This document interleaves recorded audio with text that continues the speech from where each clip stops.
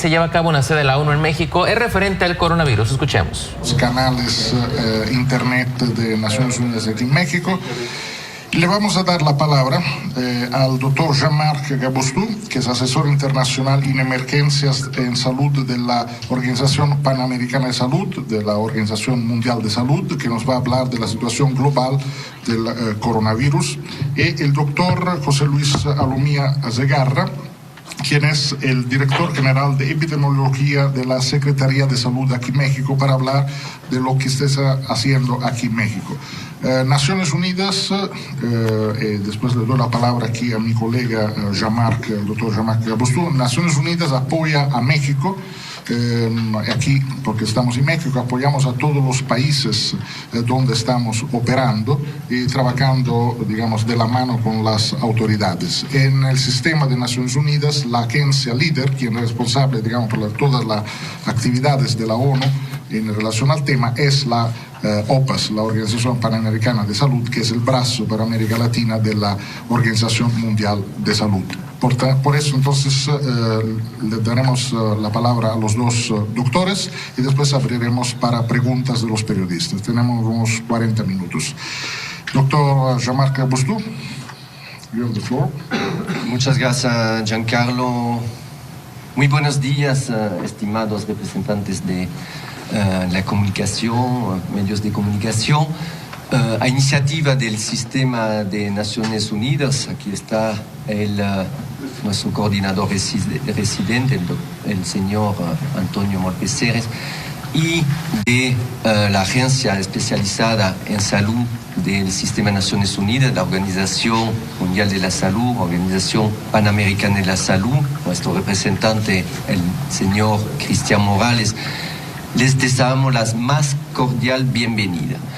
Tuve la oportunidad la semana anterior de conversar y de tener varias entrevistas en la prensa. Me di cuenta del nivel de preparación con el cual ustedes están, de profesionalismo, y sobre todo ustedes tienen el acceso en tiempo real a la información, que es finalmente lo más importante para nosotros, el mensaje de transparencia y de acceso a esta información esencial para difundirla. Ustedes son nuestros mejores promotores de salud. Queremos instaurar un ambiente de confianza para informar a la población nuevamente en tiempo real.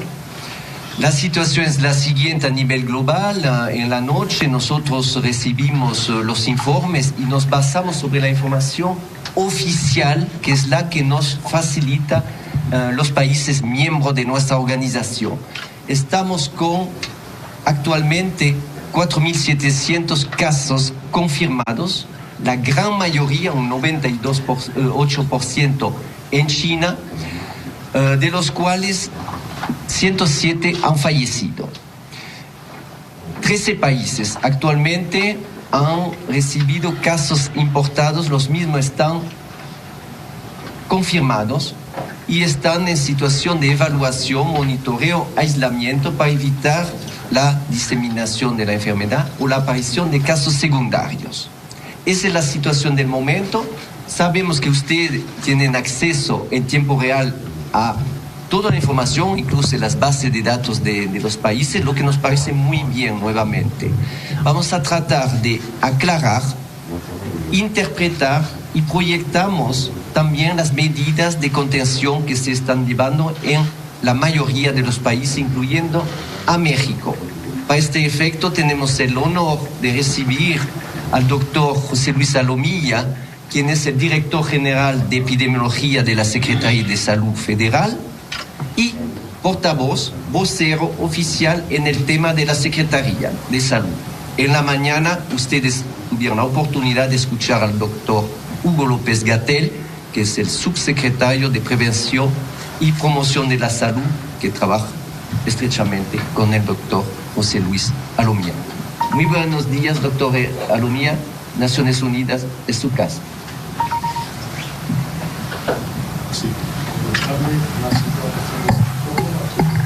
Muy bien. Ok, muchas gracias. Pues igualmente agradecer la invitación a poder compartir este espacio con los medios y en su momento poder transmitir mensajes claros e importantes a la población en México y lógicamente también en el exterior, a aquellos que en su momento nos están escuchando por los diferentes canales. Efectivamente, la coordinación que tenemos nosotros específicamente en la Dirección General de Epidemiología y en el contexto de la salud pública en México con organismos internacionales como es la OPS México, que representa lógicamente a la OMS en nuestro país, y una rama importante y la principal en salud de lo que es la Organización de Naciones Unidas. Para nosotros es muy relevante porque precisamente a través de estos canales de comunicación, a través de estos medios de información oficial, es como México puede recibir información que en su momento se traduce a través del análisis en propuestas de acción que nos permiten definir criterios muy específicos para el momento epidemiológico en el que nos encontramos, cuáles son las actividades de preparación y cuáles son las acciones en un momento determinado de respuesta que tenemos que implementar ante, por ejemplo, un riesgo internacional como en el que hoy nos encontramos, pues prácticamente todos los países en el mundo, y por lo mismo dando seguimiento muy puntual a la evolución de este evento, de esta ya declarada epidemia en China. Es importante mencionar que precisamente uno de los componentes que la Secretaría de Salud mantiene permanentemente activos y funcionando es el monitoreo de todo tipo de evento, tanto internacional y como nacional. La Unidad de Inteligencia Epidemiológica y Sanitaria, que opera dentro de la Dirección General de Epidemiología, dentro de la Subsecretaría de Prevención y Promoción de la Salud, una de sus actividades diarias es precisamente realizar este monitoreo. Es por eso que desde el pasado fines de diciembre, los primeros días de enero, alertados por lo que estaba sucediendo, primero como un brote asociado a infecciones respiratorias agudas, en donde posterior a una serie de análisis no se había podido identificar algún agente causal, un microorganismo ya conocido o previamente identificado. México, una de las primeras acciones que llevó a cabo fue precisamente emitir un aviso preventivo de viaje, es decir, alertar a la población de que está sucediendo un evento que pone en riesgo la salud en un lugar determinado del mundo, en este caso era específicamente Wuhan, China, y este aviso preventivo de viaje precisamente comunicaba a la población qué podía hacer antes, después o durante el viaje para poder evitar los contagios. Este mismo aviso ha sido ya actualizado, lo actualizamos la semana pasada, se volvió a publicar, en donde ya ahora pues el riesgo de precisamente visitar estas localidades es mayor, por eso subió a un riesgo alto, en donde ya se le pide a la población mexicana, bajo este mismo contexto de avisos preventivos de viaje, no realizar aquellos viajes que no sean no esenciales, es decir, evitar viajes no esenciales a la localidad. Si eran por temas recreativos, mejor postergarlos para más adelante. Si son temas laborales o educativos que igualmente puedan postergar, que por favor lo hagan. Y de todas maneras, si hay algún viaje esencial que tengan que realizar, pues una serie de medidas que incluye este aviso preventivo a la población que igualmente pueden tomar y llevar en cuenta, ¿no? Otro paso importante que realizó la Secretaría de Salud ya a partir del 16 de enero fue tener disponible en el marco nacional la prueba confirmatoria para, lógicamente, detectar la introducción de este virus o la circulación de este virus en territorio mexicano.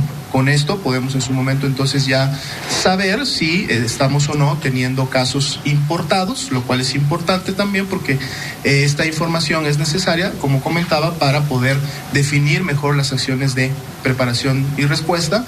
Es una tecnología que actualmente está disponible en el Instituto Nacional de Diagnóstico y Referencia Epidemiológico y que ya se está trabajando en la protocolización para que la red nacional de laboratorios de salud pública, que son 31 laboratorios en 31 entidades federativas, cuente a la brevedad posible ya con este marco analítico confirmatorio, lo cual va a generar todavía más oportunidad en la identificación de casos, ya que vamos a evitar el tiempo que demora el traslado de la muestra de alguna entidad federativa en el norte o en el sur hacia el laboratorio del INE. Pero mientras esto sucede, lógicamente las capacidades están implementadas para tener resultados lo antes posible. Como ustedes saben, el aviso epidemiológico que también se emitió en semanas previas tenía como objetivo de difundir a todo el sistema médico, a toda la atención médica en los 3 niveles del gobierno, la definición operacional que hoy estamos utilizando para detectar casos sospechosos.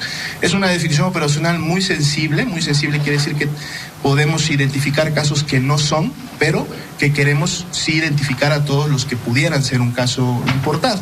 Es por eso que bajo esa definición operacional llevamos ya 7 casos que en su momento fueron clasificados como casos sospechosos, mismos que posterior a el análisis por laboratorio y el seguimiento que se dio a los mismos, terminaron siendo casos descartados.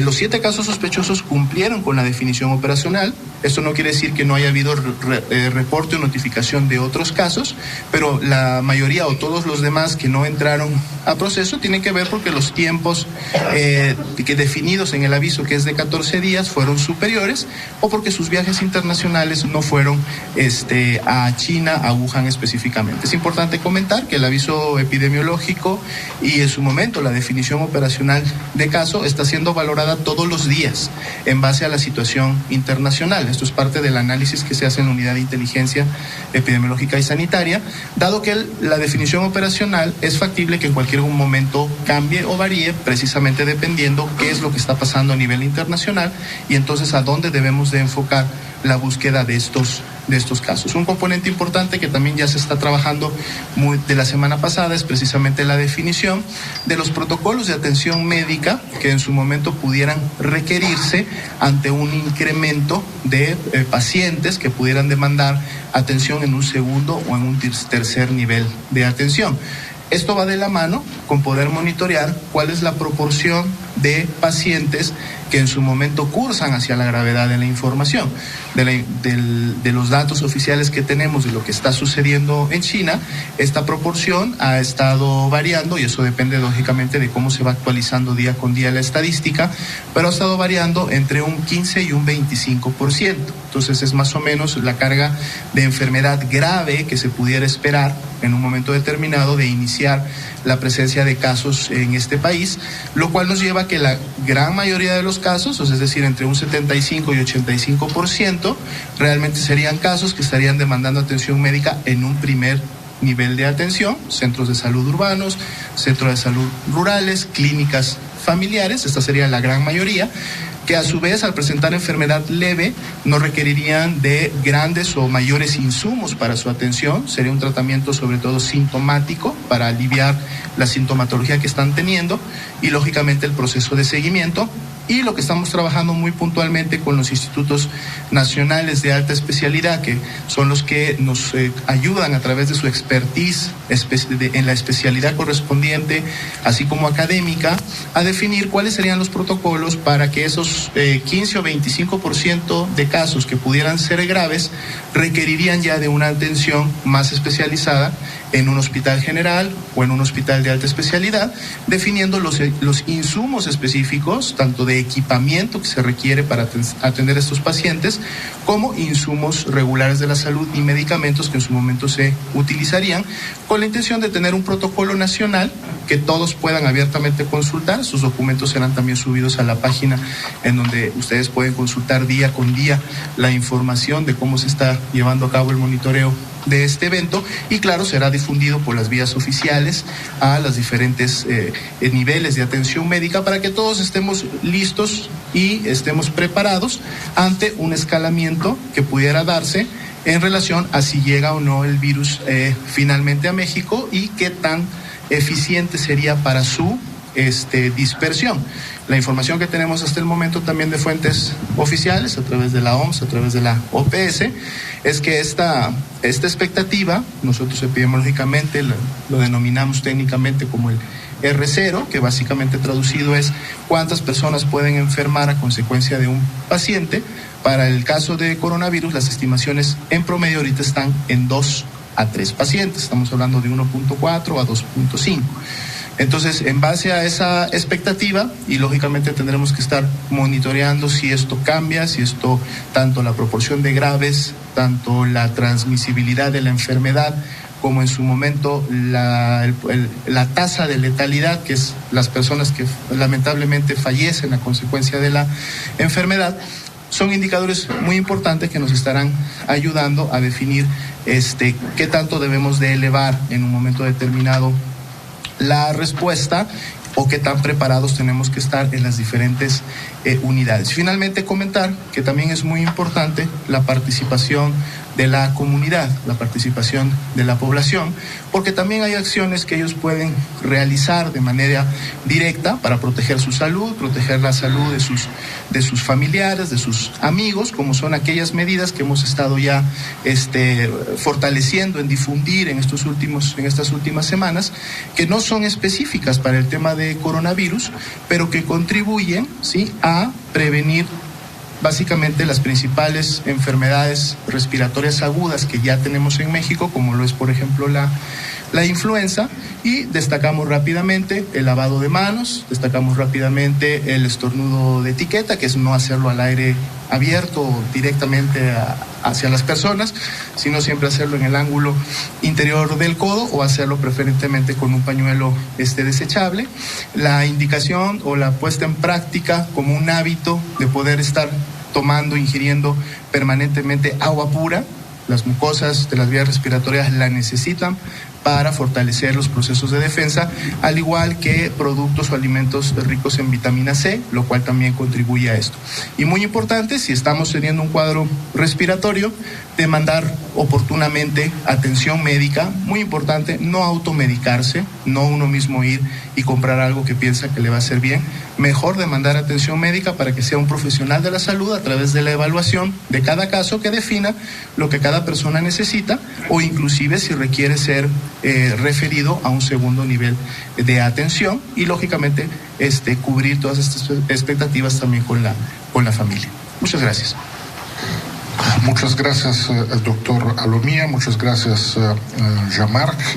Abrimos aquí para preguntas. Tenemos tiempo para todos. ¿Quién está con el micrófono? Pase aquí, empezamos por la señora. Oh.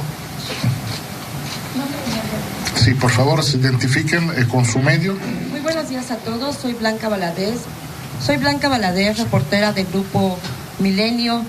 Tengo dos preguntas, uno para el representante de la OPS y otro para las autoridades sanitarias aquí en México.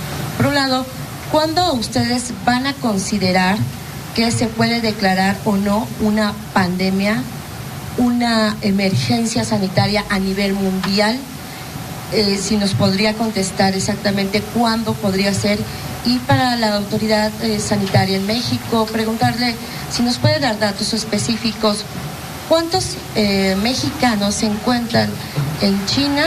Tenemos informes de que están en contacto con todos ellos.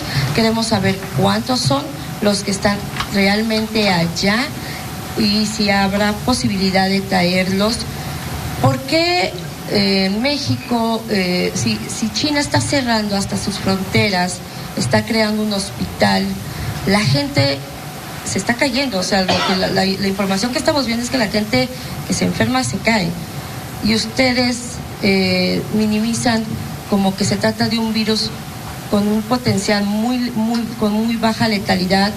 Digo, simplemente la influenza mata más de 18,000 personas al año y la letalidad de este virus creo que es hasta 4 veces mayor. Entonces, me gustaría que nos dijeran si me lo puede aclarar, por favor, la letalidad, los chinos y la letalidad, y realmente cuántos epidemiólogos están preparados para estos y casos sospechosos si tenemos. Gracias. Muchas gracias por la pregunta. Nuestro director general, Casi no se escucha. Nuestro director general, el doctor Tedros Ghebreyesus, está actualmente en Beijing con un panel de los más altos expertos en el tema del mundo para conversar con las autoridades del país. Y estamos hablando del más alto nivel, del mando superior, las autoridades políticas y las autoridades sanitarias y todas las estructuras involucradas en las medidas de contención que se están llevando a cabo en China actualmente. Este fin de semana se ha elevado el nivel de alerta al nivel 3, muy alto riesgo en China, alto riesgo en la región del Oriente y alto riesgo a nivel mundial. La decisión de la declaración de una emergencia en salud pública de importancia internacional se basa sobre una serie de información que la semana pasada todavía no teníamos. La magnitud de los casos afectados, los índices de transmisibilidad de persona a persona y el potencial de difusión internacional. Y en estos países donde encontramos ya, son 13 casos importados, ¿qué tanto se transmite la enfermedad? Lo vimos con los índices que nos acaba de compartir el doctor Alomía. Estamos hablando de cada persona potencialmente podría contaminar a 2 o 3 personas con un contacto muy cercano, familiares muy íntimo, o lamentablemente los trabajadores de la salud que no tomen las medidas de protección adecuada. Usted me preguntó cuándo se va a declarar la emergencia. El doctor Ghebreyesus mencionó un plazo de 10 días para reunir nuevamente el comité de emergencia que se basa sobre la información científica comprobada. En otras palabras, la declaratoria podría pronunciarse muy rápidamente o no, pero es en base a las evidencias y todo lo que observamos, el aviso de los expertos, que se hace la declaratoria. Eso significa que esperemos. Los países han tomado medida y este país en particular, y lo tenemos que resaltar, ha reaccionado inmediatamente de manera preventiva. Dejo la palabra al doctor Alomía. Sí, por supuesto. Voy con la primera pregunta, es en relación a los mexicanos que podrían estar en Wuhan, China, y que en su momento pudieran requerir algún tipo de asistencia. Nosotros tenemos un canal abierto con la Cancillería, hemos hecho la solicitud de información, ellos nos han respondido de manera oficial de que están realizando acciones a través de su embajada en ese país de identificación de todas las personas que estuvieran allá y que pudieran estar requiriendo algún tipo de asistencia. Aún no tienen o no nos han compartido un número exacto de personas que están allá, dado que están trabajando. Hay que recordar que el registro ante una embajada o ante la Cancillería cuando uno viaja al extranjero es voluntaria, no es obligatorio, pero ellos lo que nos mandan de información es que ellos están trabajando en identificar a todas las personas que pudieran estar allá, están en comunicación, nos refieren en esa misma información con el gobierno chino para en su momento poder identificar a cualquier acción que tuviera que ver con la asistencia directamente a los mexicanos que están en territorio chino, incluida en su momento la posibilidad de que ellos pudieran retornar al país.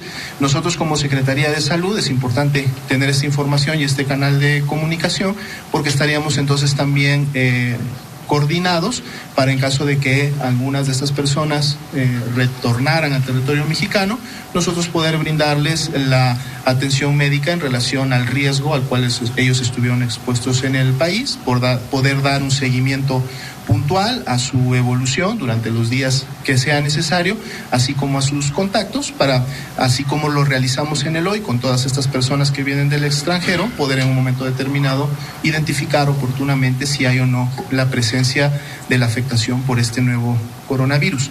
En relación a la letalidad de este nuevo coronavirus que ha estado siendo reportada por los medios oficiales, en este caso por la Organización Mundial de la Salud, lógicamente está variando todos los días en función de la cantidad o el reporte de casos confirmados y el reporte de defunciones. De estos dos datos es que en su momento se puede calcular la letalidad. Sin embargo, más que haya que ha variado, estamos hablando de una variación porcentual que es del 0.1, 0.2, básicamente se ha mantenido en un 2.8, 2.9, entonces digamos que esta letalidad está alrededor o ha estado alrededor del 3%, y es un indicador muy importante que tenemos que estar monitoreando y al que le tenemos que dar seguimiento, porque es uno de los principales indicadores de gravedad de la enfermedad. Cuando los comparamos, digamos, con su familia, con sus primos de virus más cercanos dentro del género de coronavirus, tenemos en los antecedentes inmediatos la circulación importante o de riesgo internacional que hubo a consecuencia de MERS y de SARS. MERS y de SARS tienen letalidades que están por encima del 30%. Inclusive MERS en su momento llegó a generar letalidades en algunos países arriba del 60%. Es por eso cuando en su momento vemos estos indicadores, decimos que la letalidad actual con la que se está comportando este nuevo coronavirus es menor que aquellos otros virus que en su momento sí han representado riesgos pandémicos y de salud pública en su momento a la población. Otro indicador importante de gravedad es precisamente la proporción de personas que transitan a una enfermedad grave en relación a las que solamente mantienen una enfermedad leve, que podría ser comparable a un catarro fuerte, por ejemplo, e inclusive un dato que en el hoy todavía no conocemos con exactitud, que es cuántas personas no expresan síntomas, ¿sí? Es decir, cuántas personas se contagian del virus, el virus se replica en sus vías respiratorias, pero se mantienen asintomáticos. Sucede en muchas enfermedades, pero lógicamente pudieran tener una capacidad de transmitirlo, pero ni siquiera llegan a expresar un rango clínico de enfermedad identificable. Entonces, en base a esta proporción, que también en el hoy está como decía, entre un 16 y 25%, es menor a la que se ha identificado o se conoce también de sus parientes cercanos, como son el MERS y el SARS, e inclusive de otras enfermedades respiratorias como la influenza, que en temporadas o en brotes epidémicos llegan a ser de un 60-65% los casos graves. Entonces es importante también hacer esta comparación. Y pues terminaría solamente diciendo que definitivamente en el Gobierno de México, en la Secretaría de Salud, para nada estamos minimizando el problema.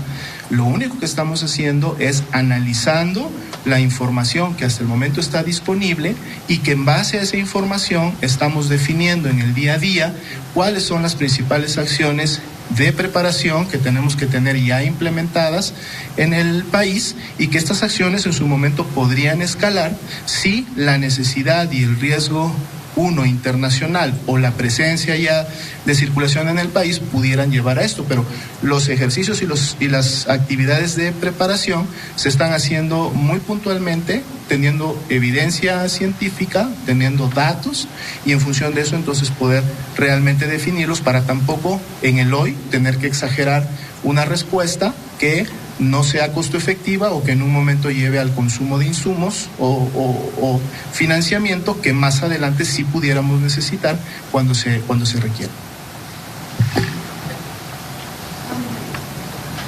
Ángeles Cruz, del periódico La Jornada. Buenos días. Quisiera yo preguntarle, mencionó algo ahorita de la transmisibilidad de la influenza, que es en México lo que hoy tenemos más cercano.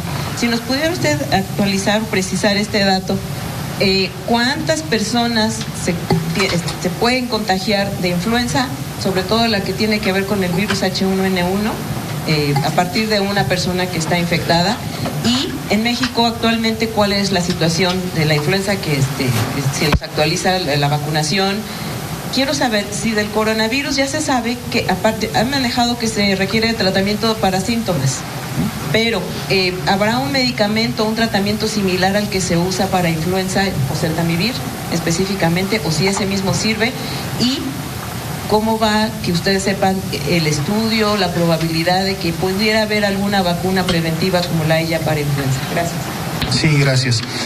Respondo la primera parte de las preguntas con algunos comentarios y un poco el desarrollo internacional que tiene que ver con el tema de vacuna o de algún tratamiento específico. Daré la palabra al doctor Gabastú. La temporada de influenza, precisamente estamos en las semanas en donde normalmente, históricamente, ocurren la mayor carga de enfermedad, y esto lógicamente responde a que son precisamente también las semanas en las que se intensifica el frío. La temporada invernal es más cruda. Son las 2 últimas semanas de enero y prácticamente todo el mes de febrero cuando normalmente hemos visto estos picos, nosotros les llamamos acmés, de casos o de carga de enfermedad. Sin embargo, la transmisión de esta temporada, que es la 2019-2020, y además específica para el predominio del subtipo viral, está dentro de lo que hemos observado en los últimos 5 años. En los últimos 5 años hemos tenido transmisión tanto de H1N1 pandémica, que ya se convirtió en un serotipo estacional, así como el H3N2. En esta temporada ambos están en este momento compitiendo, o sea, prácticamente están a la misma proporción. Una semana lo supera uno, otra semana lo supera el otro, pero tenemos a ambos subtipos virales compitiendo y está dentro de lo esperado. El Sistema Nacional de Vigilancia Epidemiológica utiliza un modelo centinela. Modelo centinela, es decir, que no confirma o identifica a todos los casos o a cada uno de los casos de influenza que se puedan dar en el país, porque esto no sería costo efectivo ni tampoco sería posible. Nos basamos en modelos que también en su momento son avalados y diseñados por la OMS, que nos permiten sí obtener información para poder entonces sí estimar cuántos casos posiblemente pudiéramos estar teniendo. El corte a la última semana epidemiológica nos habla que de esta estimación en el país hemos tenido un poco más de 73,000, repito el dato, 73,000 casos de influenza de todos sus tipos o variantes. Si nosotros solamente utilizáramos el dato de casos confirmados por laboratorio, estaríamos hablando de 2.241, porque son 2.241 los que se han confirmado por laboratorio. Pero decir que solo tenemos 2.241 casos de influenza en México no es creíble, ¿sí? Porque precisamente esto está basado, como decía, en un modelo centinela. Pero el tener estos casos confirmados por laboratorio, saber qué subtipo de influenza está circulando en el país, tener el registro de los pacientes que están demandando atención médica y que son clasificados como casos sospechosos de influenza, el índice de positividad que en su momento estamos obteniendo a través del INDRE y otros datos más nos permiten hacer entonces sí la estimación de estos más de 73,000 casos que efectivamente o más cercanos a la realidad estaríamos teniendo de influenza en esta temporada invernal. La tasa de letalidad en esta temporada es del 0.16, 0.15, es una tasa de letalidad bastante baja. Hay que recordar que esa tasa de letalidad también tiene precisamente este resultado positivo gracias a que la influenza en el hoy cuenta con vacuna. Si la influenza no contara con vacuna, entonces mucha de la población que tiene un factor de riesgo estaría expuesta a enfermar, a tener gravedad y en su momento poder fallecer de la misma. Entonces, dado que en el hoy la influenza sí cuenta con una vacuna, Parte del informe que dan las autoridades, en este caso los representantes de la Organización Mundial de la Salud en México y también de la Secretaría de Salud a través de Hugo López-Gatell sobre el coronavirus, básicamente informar, tratar de derribar mitos y exponer solo realidades en torno a este virus que por ahora no ha llegado a México, que por ahora no tiene una confirmación de casos, solamente las sospechas y las medidas activadas por parte de la Secretaría de Salud para evitar o tratar de evitar al máximo que salga de contención en China, que es donde se han detectado la mayoría, inmensa mayoría de los casos. Vamos a estar informando una vez que haya más detalles y reacciones también sobre este tema.